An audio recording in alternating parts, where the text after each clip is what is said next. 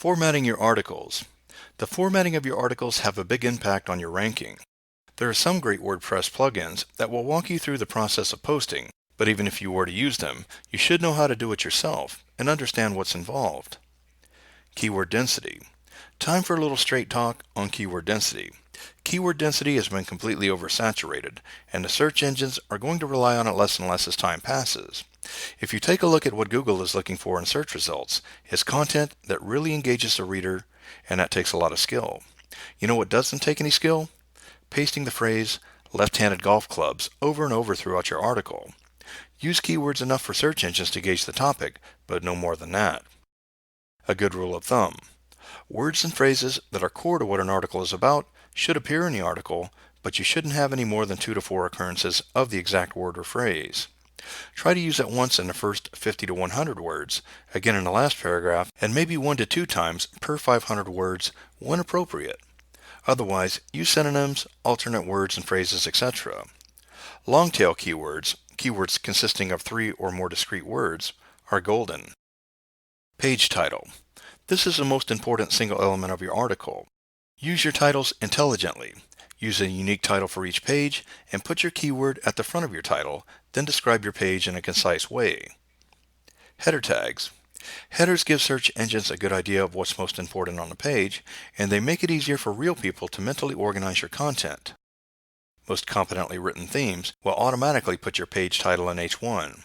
You should also use subheadings liberally to organize your content. Do this using H2 tagged subheadings. Images.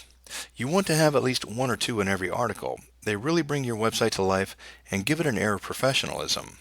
More to the point, they're critical to the search engines. You can name your file name and alt tag using the keyword. Just remember that it does count towards your overall keyword density. Most people don't think about images or how easy they are to get. Maybe the simplest thing to do is to grab some free images off the web. Sites like Morguefile and sxc.hu are brimming with free commercial images. It also won't hurt you to visit a big site like Flickr and find Creative Commons images. Sites like Dotcom use citation and credits for all of their images, and it doesn't hurt the professionalism a bit. Second, you can open up a paint program or image editor and type some text in. Play around with the fonts, text size, and italics to give it a stylized look.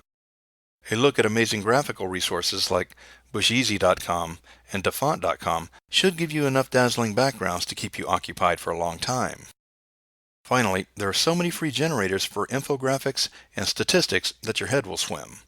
If your site can make use of statistics, like in health, weight loss, or money management, then this is really worth throwing a look at. Gliffy.com is one of my favorites, but visual.ly and wordly.com and Google's Public Data Explorer are all useful. Interlinking. It sounds simple, right? Look for opportunities to link to similar stuff in their pages, but it's easier said than done because nobody wants to go back and forth between the old content looking for ways to link more recent materials. Plugins like Linked Within and YARP are good ways to take care of your interlinking. That's it. Look, on-page SEO can be important, but most people pretend it's going to help a new site get exposure and make money, and in most cases, that's far from the truth. So let's go ahead and take a look at the structure of your site. Organizing your website. Now that you've organized your content and organized your on-page SEO, let's talk about organizing the layout of your site so that Google can send you relevant traffic. The silo infrastructure is a folder-based setup that helps your visitor find relevant content. During the recent updates, Google adjusted their ranking criteria. They look a lot more at a site's overall organization and authority than just how well optimized a page is.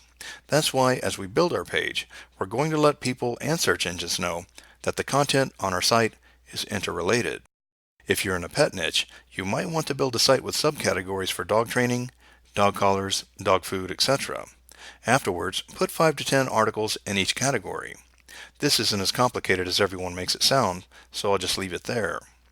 By now, you've got good content, well-formatted pages, and a logical, helpful layout. The problem is, none of that makes you any money. All of the effort is at the proverbial bottom of the sales funnel. In order to build the top half of the funnel, incoming traffic, you need strong backlinking and promotion. You should spend as much energy promoting your site as you are writing the main content for it. Listen to this quote from the Bing Webmaster Log. The reasons for poor ranking are nearly as myriad as the number of sites on the web. Your site may be competing against some very well-established, well-designed sites in your industry niche. Your competitors may have published a ton of useful, expert content or have implemented a blog or forum where all of your industry's customers go for information, thus earning them tons of valuable visitors and backlinks. And frankly, it could be that those competing sites have seriously invested in search engine optimization efforts when you have not. If your page ranking is not where you want it to be, your site may be due for a serious examination, one that looks for problems to solve and uses optimization techniques that are meaningful to both human visitors and search engine bots alike.